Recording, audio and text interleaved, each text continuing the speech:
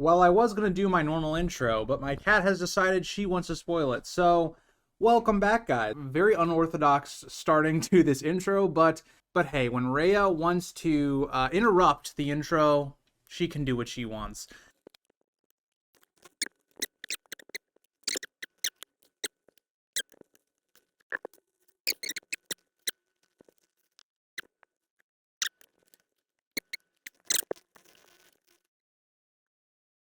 I was hoping she was going to lay down for you guys so you could just look at her the whole time, but she decided to take her graceful exit. But like I was saying, this is going to be my final summary and review of A Clash of Kings. My overall thoughts. Why do I have it as my favorite book? What are some of the criticisms that most of the community has for it? And why is it consistently lower ranked for most people? I did a video on my main channel and I asked a ton of creators their rankings of the main A Song of Ice and Fire books. And for the most part, people had A Clash of Kings much lower. So we're going to try to figure out why that is. We're going to talk about why some of the people that really love A Clash of Kings love that book, and overall all that stuff. So I'm not going to really dive into, an exact summary of what happened in this book. If you want to see the stuff like that, watch my chapter rankings video that came out, or my POV rankings as I talk about the plots of all the characters much more extensively there. This will be more of a just general discussion on what works in this book and what doesn't work as well in this book. So let's start with the positives. A Clash of Kings to me is a book that is a fantastic successor to Game of Thrones. And they're very different books. A Game of Thrones is a book that I talked about was a lot about the coming of age story. It had a very traditional structure to it. You have a bunch of young characters, they're not sure who they're going to be, and by the end of the book they have some certain route that they're going on. So for instance, Robb becomes king. Jon has now committed himself to being part of the Night's Watch. Daenerys has hatched the dragons. All these different characters, for the most part, have a fixed journey or path that they're going to go on now after they've had this big revelation or journey throughout their character in the first book. And for the most part, the second book is not that at all. It takes a lot of these characters and tries to transform them, put them into situations in which they're challenged. Their beliefs now are put to the test, or they're put in very difficult situations. Or if you're looking at some of our older characters who had their beliefs kind of challenged in the first book, and the second book, it's more of like a decline. So for instance, Catelyn, one of our older POVs, she is somebody that now has continued to have her beliefs tested in ways that she's in the middle of a war and she believes they should end the war, but she's trying to put on a strong face for Robb and trying to deal with being a kind of an emissary or an advisor to him, and we see her role in that. Tyrion continues to try and gain love and respect and power through the King's Landing plot. We see his relationships develop with characters like Bronn and Shae, for instance. So A Clash of Kings is the middle child. It is the book that it doesn't have the huge revelations for these characters, the huge payoffs for the characters, but it's that journeying of putting them on that path, of testing what they've come to know in the first book and now changing it. So Arya to me is the figurehead of this. Arya, by the end of the first book, she's watched her father die, and she's somebody that's always been very willful. She's somebody that has become very street smart, and she's somebody that has never been backed down. She's very brave. In the second book, it's about deconstructing her character completely. We see that completely challenged with the things that she sees through Harrenhal or her journey to getting to Harrenhal. We see that completely challenged where Arya is broken down as a character, and then by the end, she finds herself again, but a very changed individual. Somebody that has experienced the horrors of war and how that's altered them for the rest of, well, Arya's life. And to Arya, to me, has one of the stronger character arcs if we're just looking at it from this book overall. Because the one thing that Clash of Kings doesn't have going for it that Game of Thrones does is Game of Thrones fits more of that traditional story where almost all of our characters have a good starting point and then a very good ending point. A Clash of Kings is not necessarily that because it's building off of the storyline set up in the previous book while also trying to tell its own story. And A Clash of Kings sometimes succeeds with that tremendously, but also sometimes struggles.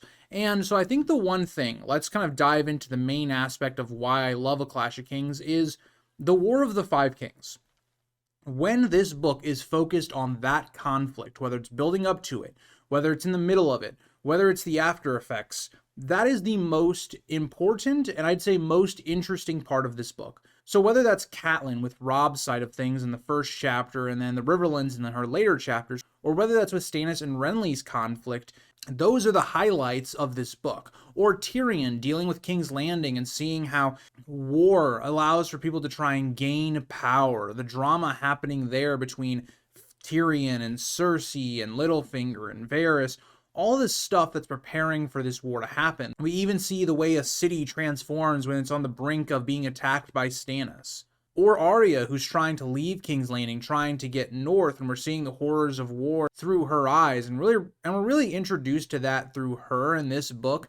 There are hints of it in the first book with things like Daenerys' chapter, when the Dothraki start, actually attacking to try and go to Westeros to try and gain more slaves and stuff like that.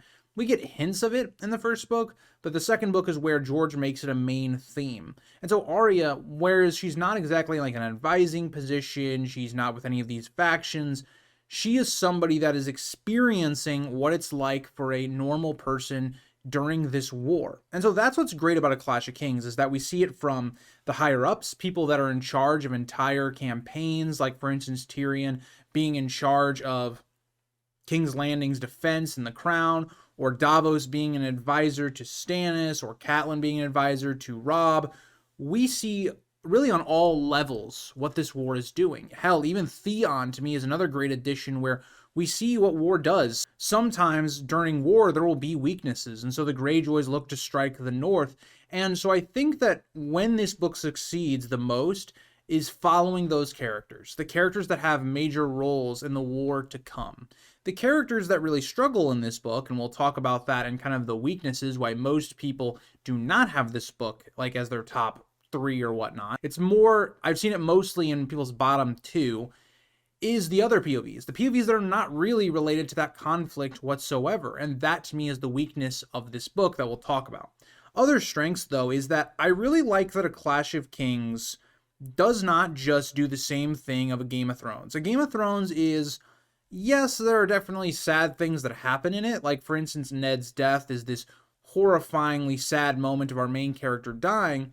A Game of Thrones is, for the most part, a fairly happy book. Think about where the ending of that book ends out. Robb becoming king. It's a huge moment. It's a uplifting moment that we've been watching Robb grow as an individual throughout the book, become a king. Or Daenerys hatching the dragon eggs and bringing back the dragons. It's a crazy moment to end out the book. Game of Thrones has very much an uplifting, almost happy feel to it to start off the series. Clash of Kings is very different, and you can look no further than the last chapter of this book. The last chapter of A Clash of Kings is Bran realizing that his home has been sacked. It is no longer, the home that it used to be after the Bolton men have basically destroyed large parts of it.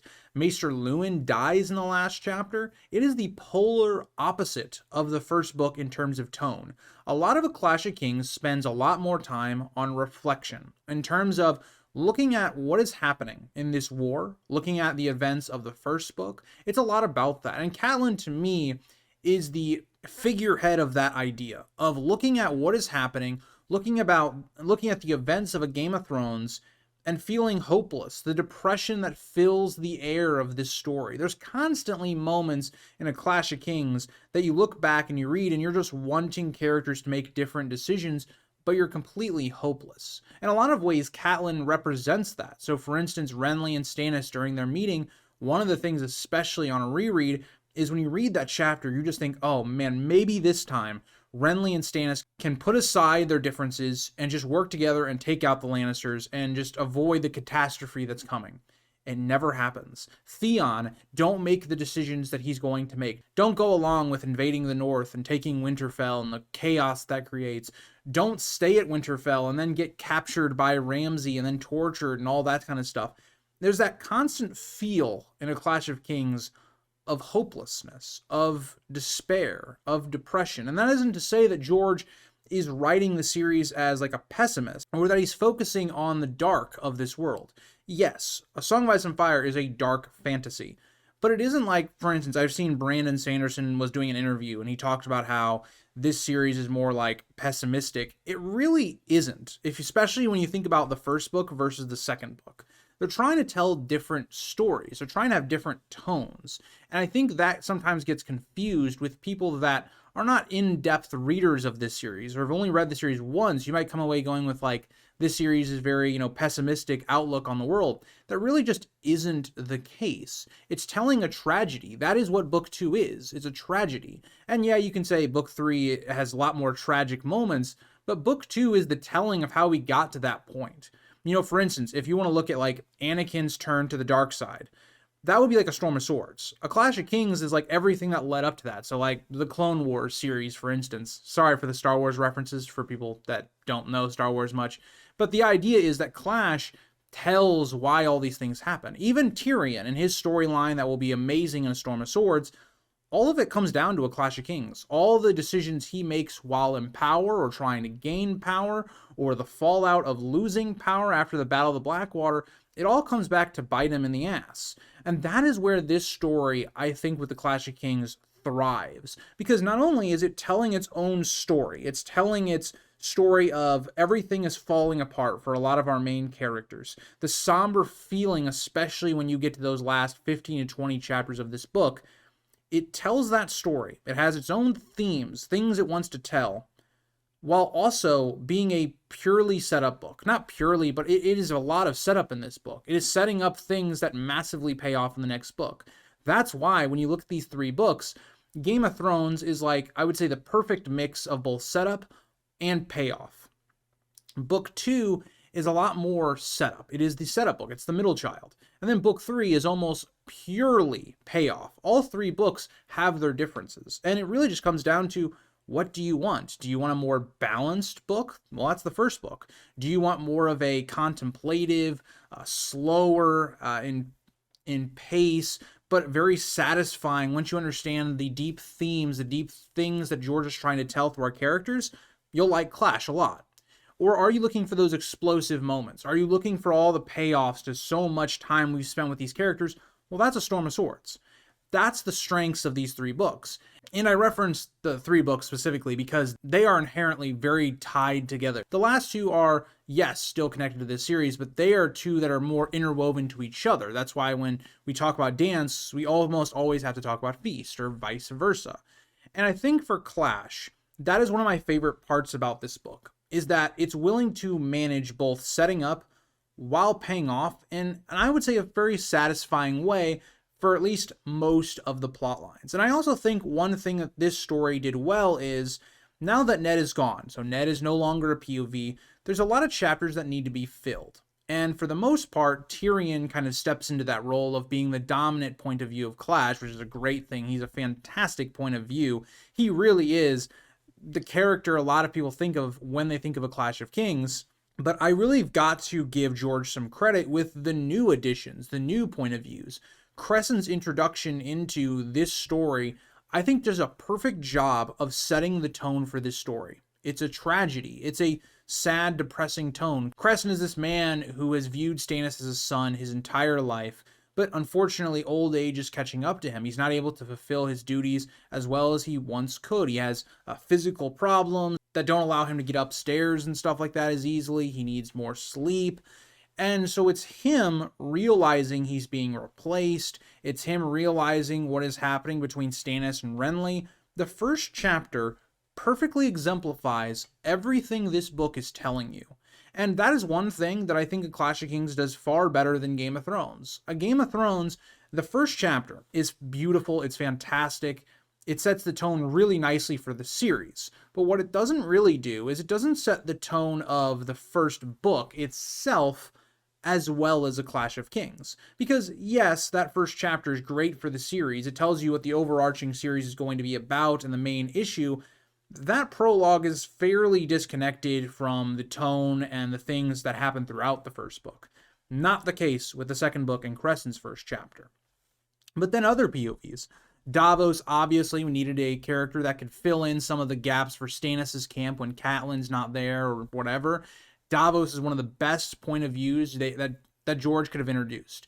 He stands as a stark opposition to most of the point of views we have in this story, where he's somebody that did not come from noble birth or anything like that. He came from flea bottom. I really do enjoy that, and I think he's a fantastic point of view. Unfortunately, he only gets 3 chapters in this book, but all 3 are fantastic.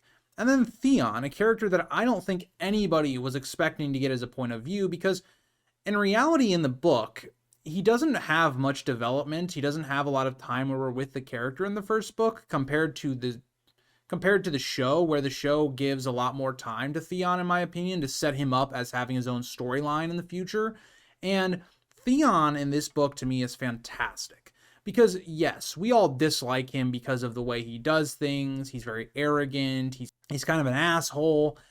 He's just somebody that's fascinating to read, given, where his storyline goes in this book, and especially A Dance with Dragons, another fantastic addition to this story. And I think those new additions really help fill out the hole that Ned left behind. And so with A Clash of Kings, to finish off the strengths, because I could go on and gush about this book, the strengths of this book are those heavy themes. Some of the things we'll talk about with A Feast for Crows, where it focuses a lot more on those heavy themes, is definitely a strength of this book. While also, I think that the War of the Five Kings plotline, throughout all of the characters connected to it, is a big strength of this story. The Battle of the Blackwater is one of my favorite stretches of any of the books, and to me, exemplifies this story really well. Everything has led up to it. All of the tragedies have led up to this massive loss of life. And to me, a great moment in the story, and to me, is where the strength lies, alongside of a lot of the point of view characters that are interacting with that storyline as well. So let's look at then, why do so many people have this book in their bottom two? And I really think it comes down to, who are the main characters in this story?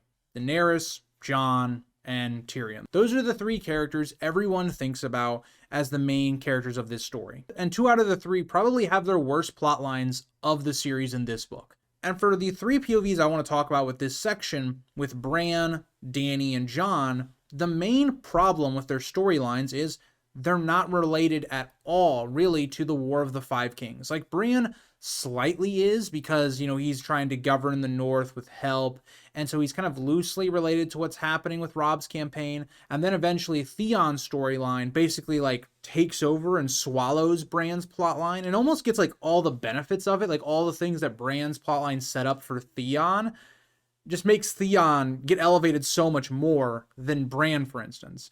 And that's not to say that Bran is bad, but I do think he's a clear weak point. And so with Bran, Daenerys, and Jon, they share the same similarity of they're disconnected from the story. They really, all 3 of those point of views outside of Bran, do not interact with the overarching story of A Clash of Kings. If you completely remove Jon, completely remove Daenerys, and then kept in Bran, especially some of his chapters relating to Theon's arc, this book wouldn't change. And the problem with that is, coming off of the first book, every plot line had something to do with another plot line. They all interacted. It felt very connected.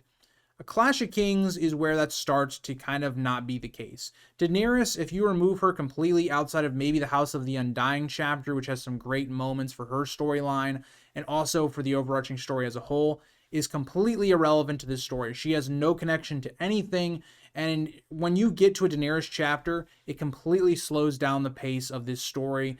And to me, if you're a big Daenerys lover, I know there's a good portion of the community that love Daenerys, she is their favorite character, this is not a good book for her, specifically. So already people that love Daenerys inherently are not going to like this book as much as other people do. And so that's part of it.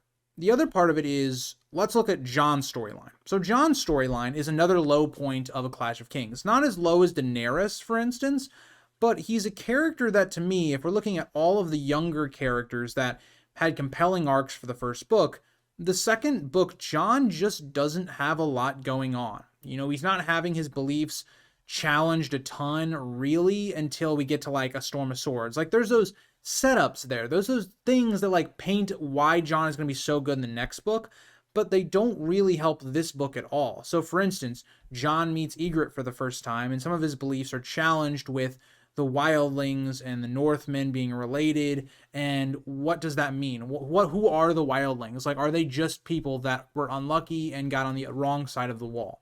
Jon's story is set up with that, but in this book he doesn't really confront any of those thoughts or feelings yet.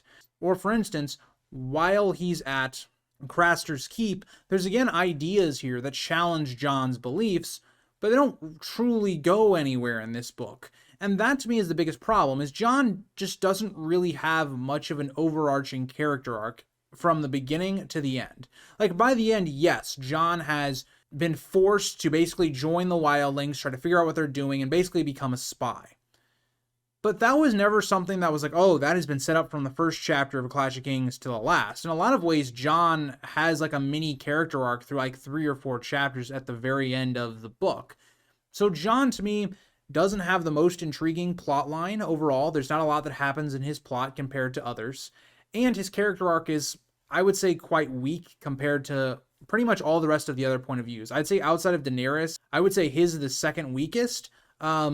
But yeah, so Jon's not great in this book. And guess what? Jon is another fan favorite character in the community. So when you have 2 characters that people love, unfortunately, that's going to drag the book down. And then that gets us to Bran. So Bran, I think of the 3, has the best character arc. Like his arc of he's slowly starting to get more and more ingrained into the magical side of things, meeting the Reeds throughout this book, and having his third eye really awakened, and him being able to be free to then go north to then, awaken his powers and his magic. And now by the end of the book, he's actually able to go into summer without even trying. He actually has a fairly good character arc for the most part. It's just that he's not that interesting of a character overall. When you compare him up to characters like Arya or Tyrion or Catelyn or whoever, he just pales in comparison. And unfortunately, because Bran's a character that he can't go anywhere, he feels almost trapped in Winterfell as a POV, which is what George is going for because Bran is disabled. I understand that, and I think there are good moments with Bran. It just makes for a very boring read sometimes. And so to me, Bran has the same issue as those other 2 POVs, where he just kind of slows down the plot at times. And, when you're going from a Tyrion chapter where there's a high drama, high stakes situation, or a Catelyn chapter where there's heavy themes, heavy ideas being presented by George, all wrapped into the most interesting plotline for me, and then you flip and you see a Bran, a Jon, a Daenerys chapter, you just sit there and you go, for the most part, these chapters aren't bad, but it's like going from, for me, George's best writing in the entire series to, it's kind of okay. Or if it's Daenerys, I'm just sitting here like, I don't even want to read the chapter for the most part. That's where you kind of get to the weakness of this book. And why I compare Clash so much with Dance is because they have the exact same problems to a degree. With Dance, the big thing that works for that book is it has really, really, really high highs. So you have things like Theon's storyline, Jon's storyline, Stannis' storyline, some really amazing writing. But then in Dance, you have, in my opinion, some of the worst chapters of the entire series with Tyrion or Quentyn, and it holds down that book for me. Clash is similar, but it's less polarizing to me. Like, I think that Clash still has incredible highs. Its big moments are amazing, but its lows don't ever really reach the lows of, like, Tyrion or Quentyn. Like, for me, when I read Dance, when I see a Tyrion Quentyn chapter, if I'm not doing a series on it, or if it's not for content, I will genuinely skip most of them, outside of, like, Tyrion with Young Griff, because I just find them boring, not interesting, not good characterization. Clash doesn't have that. Like, even though Daenerys' chapters, to me, I find to just not be that good, there are still things in those Daenerys chapters that I can find some interest in. So for instance, with Daenerys, I think it's 3, where she feels like she's like a beggar queen, and she keeps thinking about her brother, and she kind of has a little bit of pity now on what he dealt with. Like, that's some good stuff. I'm happy I read that. So I think that Clash, of the first 3 books specifically, has the lowest lows, but it also, for me, has some of the highest highs. And that might seem weird because this moment doesn't have the big explosive moments of the other 2 of the main 3, but it's more that the character writing, the characterization, I think is so strong in this book compared to the other 2 books at times, that it's like, those are my high moments. And so, for instance, I always talk about this when we review the shows like House of the Dragon and Night of the Seven Kingdoms. The things that I really love and appreciate, the episodes that will always be ranked higher for me, are the ones that have really great character writing, the ones that have really good character moments. So for instance, House of the Dragon, episode 2 of season 2, has some of the best character writing of the entire series, is my favorite over things like Rook's Rest, because as much as I love seeing Rook's Rest and how beautiful the battle is done and all that kind of stuff, I care more about the people in those stories and what is now changing them, or the developments with them. So for instance, Otto Hightower being dismissed as Hand of the King is a fantastic sequence for the characters of Kristen Cole, Aegon, and Otto. I love that stuff, and that episode has a ton of it. And A Clash of Kings is kind of like that. It has a lot of that stuff for it. It has a lot of that building. It has a lot of reflection on these characters. And so for a lot of people, that might not work. That might not be great. That's not what they expect from A Song of Ice and Fire. And it's so similar to me to A Feast for Crows in that way. But it's different as well, because the reason I love A Clash of Kings way more than I love A Feast for Crows is A Clash of Kings has a lot more characters I'm, for instance, interested in. And I think the highs are much higher than Feast is. But I understand for why people like A Feast for Crows. There are some of the same arguments that are in A Clash of Kings. But overall, that is my thoughts on A Clash of Kings. I think that it's a very polarizing book in the community, because there are things that some people are really going to love and others are not going to love as much. And I think you saw that in my creator list. So if you haven't seen that and you wanted to check that out, I really would highly recommend it. It was one of the more interesting videos I think I've done on my main channel. It's basically a video where I asked almost every YouTuber I could think of. I messaged people that I had never even heard of, but I stumbled upon their channel upon just looking up, YouTube videos to try and find as many creators as I possibly could in the space.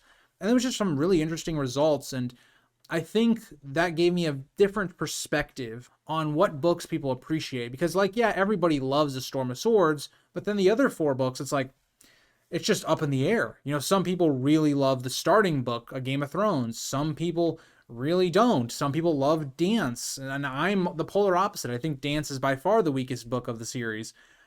It's just really interesting to talk about these books so in-depthly, and then have someone else come out with a completely different understanding or a completely different take on the book.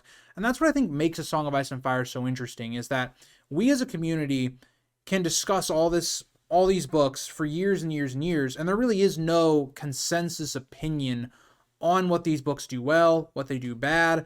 It's kind of just left up to the reader, and that's what I think is beautiful about this series. But a little bit of a yap session there to end out the video. I will say, this will be my last A Clash of Kings video, at least for now. I don't think I have anything else I want to talk about with the book. It's really a somber feeling, like I've talked about, I think, for months after the end of every one of those chapters. Is just to me, we've now covered my first favorite book and my third favorite book of this series. So A Storm of Swords is my second favorite. It's weird. Going into, we're now finished with 2 books. It's been an crazy journey where when you think about when I started A Game of Thrones and where I was in my life, and now we finished A Clash of Kings and now where I'm at in my life, it's very weird. It's kind of a journey, and I appreciate all you guys for sticking through as we rebranded this series onto this channel. And I think for the most part, that was the right decision to help out the main channel a bit.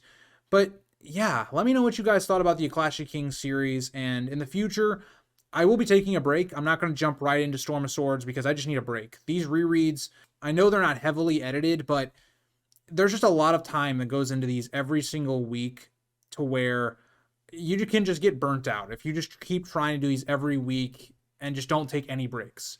So I probably won't start up A Storm of Swords until probably the summer, so maybe a couple months from now. Until then, I'll probably have more of those podcast episodes where I maybe put together some topics for my main channel and put those into a video for you guys every week.